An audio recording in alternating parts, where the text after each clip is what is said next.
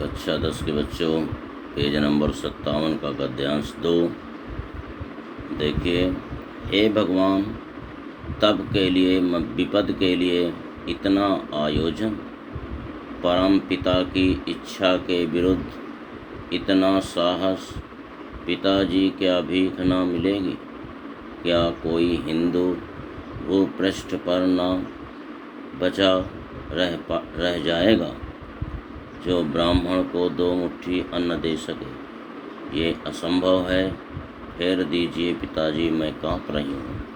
इसकी चमक आँखों को अंधा बना रही है। ये पैराग्राफ है। शब्दार्थ नीचे।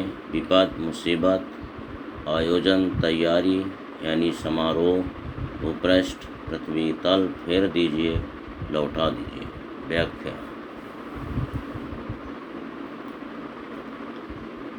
जयशंकर प्रसाद जी कहते हैं कि स्वर्ण आभूषणों से भरा हुआ थाल देखकर ममता आश्चर्यचकित हो जाती है और अपने पिता से कहती है कि हे भगवान, आप अपने मंत्रित्व के समाप्त हो जाने के भय से तथा उसके बाद के विपदा और मुसीबतों भरे दिनों के लिए अभी से इतना सारा आयोजन कर रहे हैं। ये उचित नहीं है। यह जानना आवश्यक है कि हम ईश्वर की इच्छा के बिना कुछ नहीं कर सकते हैं। यदि हमारे भाग्य में मुसीबत लिखी है तो हम उसे स्वर्ण आभूषणों के संचय से नहीं टाल सकते। यदि ईश्वर की इच्छा से विपत्ति आती भी है तो हमें उसका सामना करने के लिए तैयार रहना चाहिए। पिताजी, मंत्रित्व न रहने पर क्या हमें भीख भी नहीं मिलेगी जिससे हम अपना पेट भर सकेंगे? इस रिश्वत से कहीं अच्छा भीख मांगना होगा। ममता आगे कहती है कि क्या इस पृथ्वी पर उस समय कोई हिंदू न शेष रहेगा जो ब्राह्मण को 2 मुट्ठी अन्न दे सके? ये तो असंभव बात है। इस पृथ्वी तल पर उस समय भी बहुत से हिंदू ऐसे होंगे जो हम ब्राह्मणों को भिक्षा रूप में भोजन प्रदान करेंगे और हमारा पेट भर सकेगा।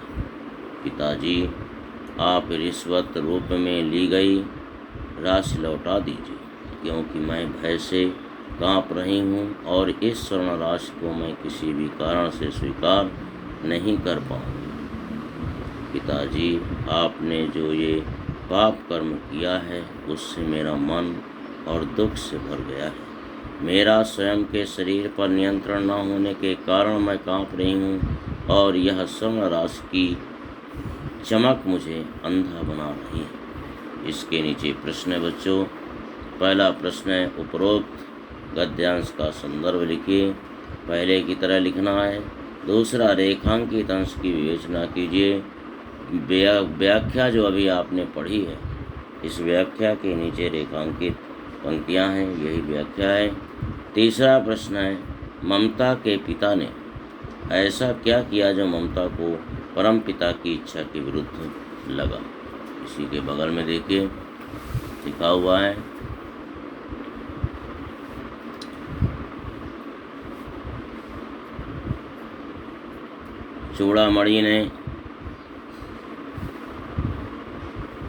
चूड़ामणि ने ममता के लिए रिश्वत के रूप में शेरशाह से 10 थाल सोना प्राप्त किया।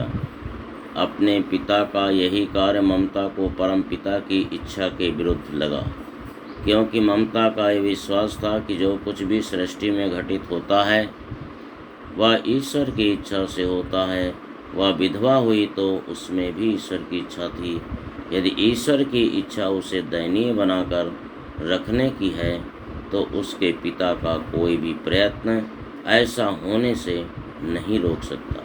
यदि वह ऐसा करते हैं तो निश्चित ही वह ईश्वर की इच्छा के विरुद्ध है। इसके बाद चौथा प्रश्न है कि ममता के अनुसार भिखारी को भिक्षा में क्या मिल सकता है? चौथा उत्तर देखिए, ममता के अनुसार भिखारी को भिक्षा में मुट्ठी भर अन्न मिल सकता है जिससे वह अपना पेट भर सकता है। 5वां प्रश्न, प्रस्तुत गद्यांश में ममता की किस मनोवृत्ति को दर्शाया गया है? 5वां उत्तर इसका है, प्रस्तुत गद्यांश में ममता की भाग्यवादी, करुणामयी, निर्लोभता तथा ईश्वरवादी मनोवृत्ति को दर्शाया गया है। 6वां प्रश्न है, ममता का मन ग्लानि से क्यों भर गया था? इसका 6वां आंसर देखिए, अपने पिता चूड़ामणि के द्वारा रिश्वत के रूप में विपुल स्वर्ण राशि प्राप्त करने के कारण ममता का मन ग्लानि से भर गया था। और अंतिम प्रश्न है 7 नंबर का, किस वस्तु की चमक ममता की आंखों को अंधा बना रही थी? इसका उत्तर देखिए 7 नंबर का, चांदी के थाल में रखे स्वर्ण के सिक्कों की चमक ममता की आंखों को अंधा बना रही थी। ये पैराग्राफ है बच्चों, और आज इतना ही। जितने पैराग्राफ हम बना रहे हैं, अगर आप पढ़ा रहे हैं जितने पैराग्राफ, अगर आप चाहें तो उन्हें अपनी भाषा में इसको लिखें कॉपी में, तो प्रैक्टिस हो जाएगी और अच्छा होगा।